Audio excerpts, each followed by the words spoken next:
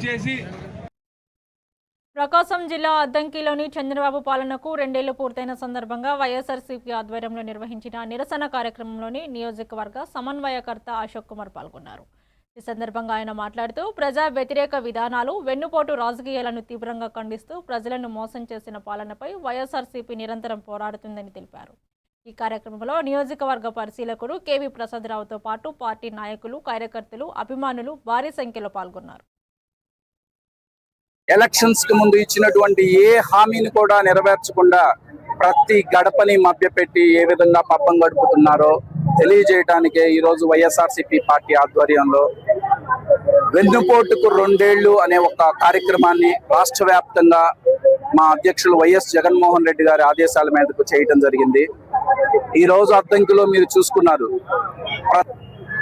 Red book అంటారు, మా ఇంట్లో వాళ్ళని తిట్టారు అంటారు, మా ఇంట్లో వాళ్ళని కొట్టారు అంటారు.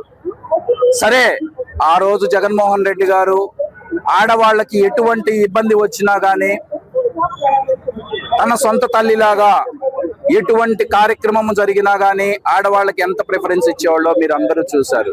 కానీ ఈరోజు కూటమి ప్రభుత్వం అయినా కానీ మేము ధైర్యంగా వెళ్ళి ప్రతి గడప ముందు నుంచోగలిగాము.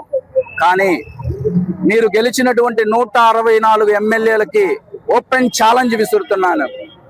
ఏ ఒక్క ఎమ్మెల్యేనైనా, ఏ ఒక్క మినిస్టర్ అయినా, ఏ ఒక్క డిప్యూటీ సీఎం అయినా సరే మీరు ఇచ్చినటువంటి మేనిఫెస్టోని పట్టుకొని ఏ గడప ముందుకైనా వెళ్ళి నుంచొని మేము ఇది